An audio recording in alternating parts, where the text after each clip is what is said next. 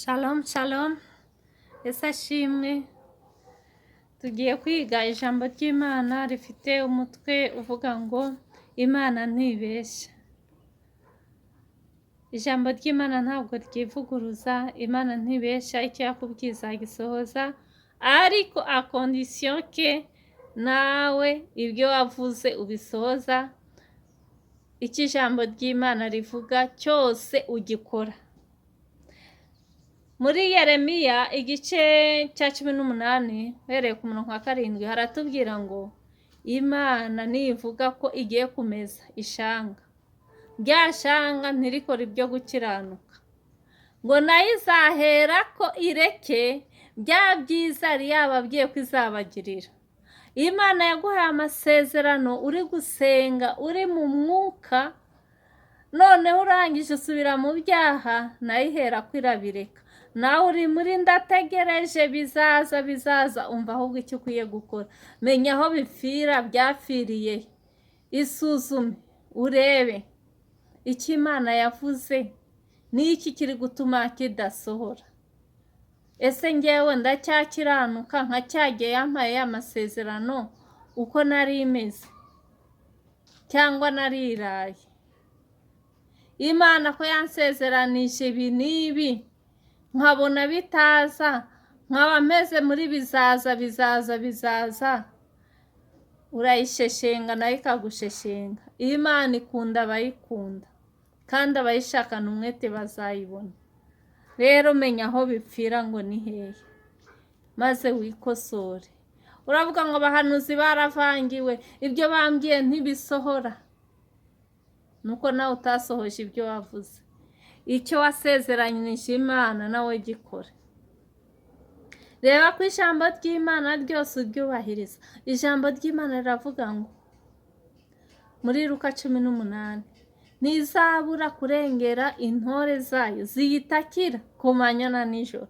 None wowe uraryama bukarinda bucya udasenze, kandi ngo ikurengere, kandi izarengera intore zayo ziyitakira ku manywa na nijoro. Urabona ikintu kibaye karande mu muryango, kiranze kirabakurikiranye, ukiryamira. Kandi ijambo ry'Imana riratubwira mu Bacamanza mu gice cya 6 umurongo wa 25 ko Gideyoni mu ijoro ariho yasenye igicaniro cy'abari, atemagura Ashera. Mu gitondo bibyuka bizahindutse. None birahinduka bite? Ntabyo urarusenya wowe, biragumaho. Ubwo muri kwa kundi ejo mu gitondo ni kwa kundi, bukeye ni kwa kundi, bihora ari kwa kundi. Kugira ngo bihinduke birasaba ngo nawe mu ijoro ugire ibyo usenya. Bya bindi uri kubona bidasanzwe senya. Ako gahinda kadasanzwe. Muri Samweli wa mbere mu gice cya 16 ku murongo wa 23, Sawuli yagiraga agahinda, agatumaho Dawidi, agafata inanga agacuranga, kagahinda kagashira.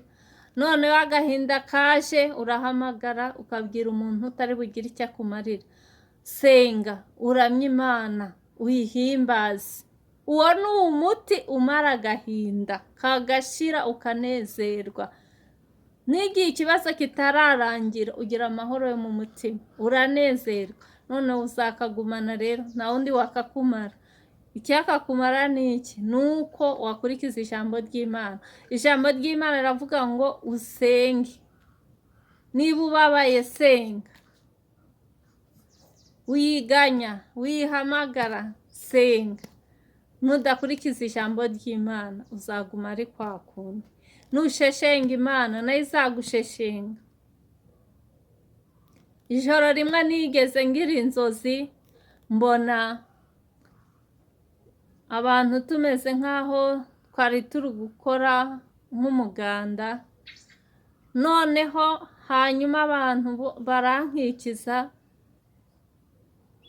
numva ijwi rirambwiye ngo nturebe ukuntu bagukikije, ariko hariho abakwegereye cyane, hari abari hirya, hari abameze nk'aho batari kumva n'ibyo uri kuvuga.